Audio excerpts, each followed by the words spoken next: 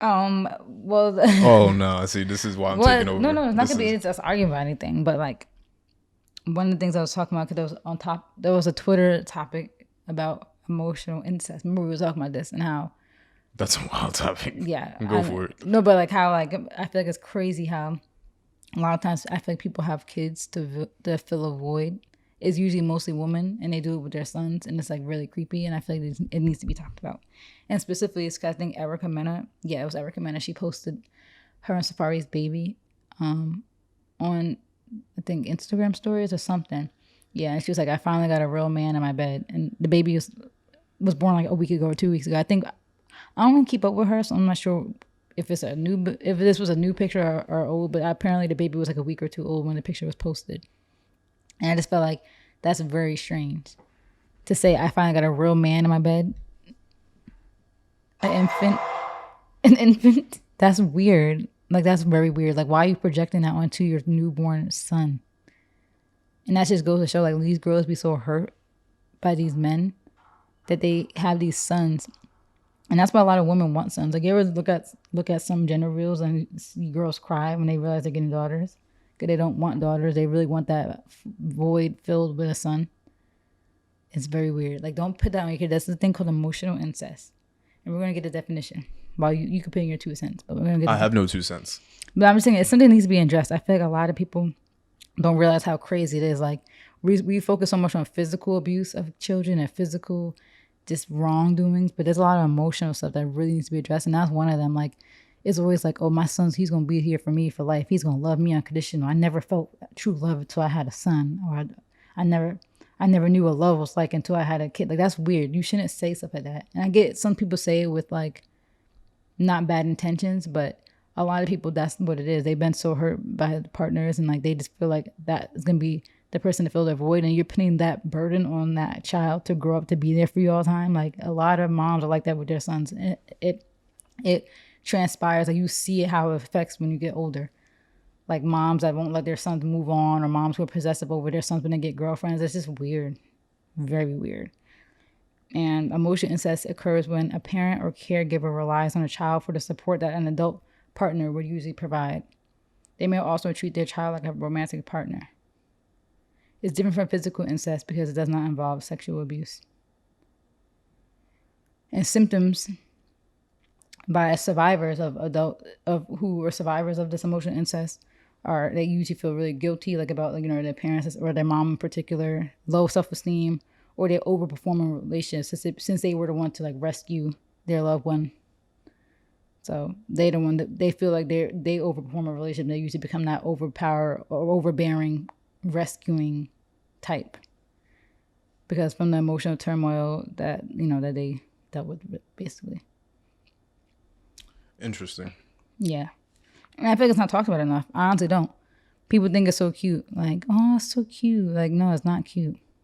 It's not cute to make your kid feel like they're your everything, they're your world. Because then when they leave you one day, you're going to be mad at them. And that's usually what happens. The sons leave and they start a new family, and it's like, why would you leave me? Like you only have one mother. I'm your mother. Like that's so ugh. It's just too much. So it's like I feel like a lot of people, everything comes down to the fact that people just need therapy. I feel like everybody needs therapy, and I think before you have kids, you really need to get everybody should have therapy before they have kids. If you're just gonna like, I don't think people realize like this, like you just don't want to keep continuing these patterns, And Yeah. it's just like, yeah. So I thought that was weird to say I finally got a grown man in my bed about an infant, a toddler, not a toddler, a baby, a newborn baby. It's not a man, that's a baby. First of all, like, and to say you finally got a real man in your bed, like, let's really break that down. That's weird. To say that about a baby. I'm more so caught up on the it being her son part more so than the And baby. being in my bed. Yeah, that's weird. That's innuendo. It is. Like, why are you sexualizing a baby? Your own baby. Interesting. Really, yeah. These girls are... It's one of those things because, and it's not specific to women because men obviously do crazy stuff too, but it's very interesting the way that people try to spite each other in relationships. Mm-hmm. like that comment was meant to be spiteful, and it's just To interesting Safari. what people go to try to spite the other person. Mm-hmm. But yeah, that comment is nuts. Trying to find that picture. I don't want to see it. don't show me. Don't show me that. But yeah, it's weird. And this was in August. Yeah. That's wild.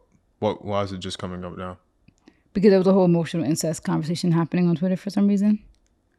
Let me see if I can find it. Emotional. If I type in emotional incest, that's why I usually the topics I usually bring up that pertain to Twitter are usually just like current. Your cookies are gonna be disgusting with that search. I know. This girl gave example. She's like, my kid taught me how to love. Like that's emotional incest. Because why is your kid teaching you how to love? That's weird. Like I don't know. I needed someone to love me. That's emotional incest. My son/daughter is my rock. So she was giving examples. And then that's when I saw the picture. I think it was under this thing where I saw the picture. Yeah, look. I got a real man in my bed. Like that's crazy. That's crazy.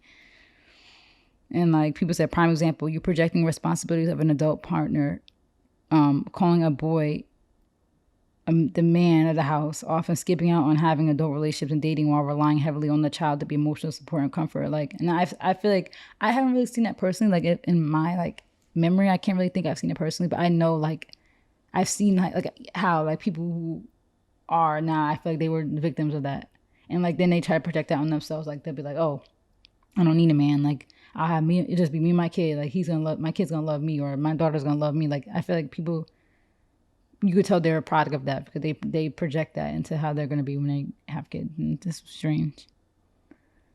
Yeah, it's very strange. Interesting. And somebody said when moms call their son their king, like that's a little weird. I mean, they break it down. Like, why is that your king? And some girl said she met his mom, and the mom says, I'm his first love. Yeah, it's The thing about these topics too, because I really don't want to stay on this. I'd rather go somewhere else. But it was just brief because it's just something interesting that I feel like we need to just get out there and let people know like this is not okay and don't do this. And if you're a victim, go get therapy. If you're a victim of emotional incest. But go ahead. If you're old enough at this point. If you're old enough. It's just interesting because you could go down a rabbit hole forever with these sorts of topics, because if you go to the root of it, it's like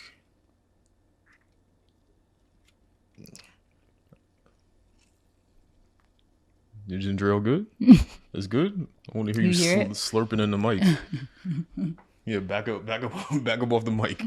These mics are too good. But it's just interesting because you could go down the rabbit hole and just talk about the issue with